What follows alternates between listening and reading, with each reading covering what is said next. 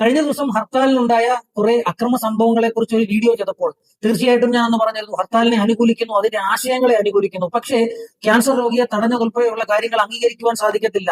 വിദ്യാർത്ഥി കാലഘട്ടത്തിൽ തന്നെ വിദ്യാർത്ഥിക്ക് നീതി നിഷേധിച്ചതിന്റെ ഭാഗമായിട്ട് നിതിൻ രാജ് എന്ന് പറയുന്ന ചെറുപ്പക്കാരൻ ജീവൻ ഒടുക്കേണ്ട സാഹചര്യം ഉണ്ടായപ്പോൾ എൻട്രൻസ് പരീക്ഷയ്ക്ക് പോയ വിദ്യാർത്ഥികളെ തടഞ്ഞു നിർത്തിയിട്ട് നിങ്ങൾ എന്ത് നീതിയാണ് നടപ്പാക്കിയത്? അവിടെയും നിങ്ങൾ നീതി നിഷേധമല്ലേ നടത്തിയത്? ആ വിദ്യാർത്ഥികൾക്കും വിദ്യാർത്ഥിയുടെ പരീക്ഷ എഴുതുവാനായിട്ടുള്ള സ്വാതന്ത്ര്യമുണ്ട്. ആ വിദ്യാർത്ഥികളുടെ നീതി നിഷേധിച്ചുകൊണ്ട് നിങ്ങൾ എന്ത് നീതിയാണ് നടപ്പാക്കാൻ പോകുന്നത്? ഞാൻ ആദ്യമേ പറഞ്ഞു, ചില ആളുകൾ ബോധപൂർവം കടന്നു കയറിക്കൊണ്ട് ഹർത്താലിനെ അലങ്കോലമാക്കാൻ ശ്രമിച്ചിട്ടുണ്ട്.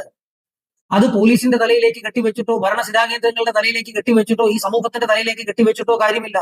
പക്വതയാർന്ന രീതിയിലുള്ള പെരുമാറ്റം പെരുമാറിയിരുന്നെങ്കിൽ തീർച്ചയായിട്ടും കേരള സമൂഹം ഒന്നടങ്കം ആ ഹർത്താലിനെ അനുകൂലിക്കുക തന്നെ ചെയ്തേനെ.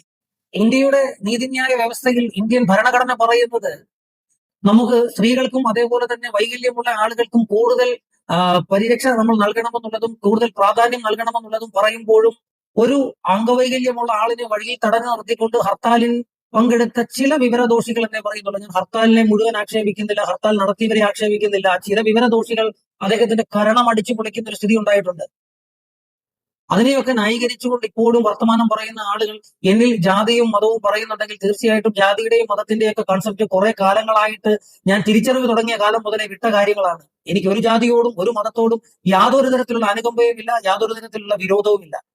ഒരു 10 വർഷം പുറകിലേക്ക് ചിന്തിച്ചു കഴിഞ്ഞാൽ കേരളത്തിൽ ഇത്രയും ജാതി പറയന്മാരുടെ ഒന്നും കാലഘട്ടമല്ലായിരുന്നു.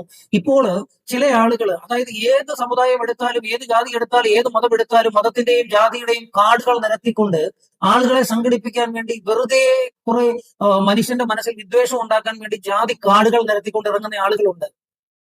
കേരളത്തില് ഒരു രാഷ്ട്രീയ പാർട്ടി രൂപീകരിക്കുകയുണ്ടായി, നായാടി മുതൽ നമ്പൂതിരി വരെ എന്നും പറഞ്ഞു. എവിടെയാണ് ഐക്യമുള്ളത്? നായാടി മുതൽ നമ്പൂതിരി വരെ ഒരു ജാതി അംഗീകരിക്കുന്ന ഒരു കാര്യമുണ്ടോ ഈ കാലഘട്ടത്തില്? ആ സമരത്തിൽ ഒന്ന് രണ്ട് കാര്യങ്ങളാണ് ഇപ്പോൾ മാധ്യമങ്ങൾ പുറത്തുവിടുന്നത്. ഒന്ന് തിരുവല്ലയിൽ നടന്ന ഒരു സംഭവമാണ്. ആലുവയിൽ നിന്നും KSRTC ബസ്സിൽ, ആലുവയിൽ സമരം ഉണ്ടായിരുന്നു, അവിടെ 10 മിനിറ്റ് പറഞ്ഞിട്ടാണ് ബസ് വിട്ടത്. നിങ്ങൾ ഒരു 1/2 മണിക്കൂർ അവിടെ കിടക്കണം, അത് കഴിഞ്ഞ് പോകാം. ആ സമയത്താണ് 2 ദമ്പതികൾ പറയുന്നത്, ഞങ്ങൾക്ക് ആശുപത്രി പോകണം, നിങ്ങൾ ശ്രദ്ധിക്കണം, ആശുപത്രി പോകണം എന്ന് പറഞ്ഞാൽ വീഡിയോ ക്ലിപ്പ് നിങ്ങൾക്ക് തരാം, നിങ്ങൾ 1/2 മണിക്കൂർ കഴിഞ്ഞ് പോകാം, ഹർത്താലിന്റെ കാര്യം അറിഞ്ഞില്ലേ? പിന്നീട് ഇവർ ക്യാൻസർ രോഗികളാണെന്നുള്ള വിവരം യഥാർത്ഥത്തിൽ ഹർത്താൽ അനുകൂലികൾ അറിയുന്നത് വൈകിയാണ്. അതാണ് ഈ വാർത്താ സമ്മേളനം എടുത്ത് പരിശോധിച്ചു നോക്കി എത്ര ലാഘവത്തോടെയാണ് പറയുന്നത്. ആലുവയിൽ നിന്നും വണ്ടി കയറിയതാണ്. ആലുവയിൽ നിന്നോ കേരളത്തിന്റെയോ അല്ലെ ഇന്ത്യയുടെ പുറത്തു നിന്നോ അയൽ സംസ്ഥാനത്തു നിന്നൊക്കെ എവിടെ നിന്നോ അയാൾ ട്രീറ്റ്മെന്റ് എടുക്കാൻ വന്നോട്ടെ, അയാളുടെ ട്രീറ്റ്മെന്റിനെ നിഷേധിക്കാനായിട്ട് ആർക്കാണ് അവകാശമുള്ളത്? പിന്നീട് ഞങ്ങൾ വൈകിയാണ് അറിഞ്ഞത്, അല്ലെങ്കിൽ ഹർത്താൽ അനുകൂലികൾ വൈകിയാണ് അറിഞ്ഞത് അയാൾ ക്യാൻസർ പേഷ്യന്റ് ആണെന്ന്. വ്യക്തമായിട്ടും കൃത്യമായിട്ടും അവർ ആ കാര്യങ്ങൾ പറഞ്ഞ് ബോധിപ്പിക്കുന്നുണ്ട്. ഞങ്ങൾക്ക് ട്രീറ്റ്മെന്റിന് പോകണം, ക്യാൻസർ പേഷ്യന്റ് ആണ്,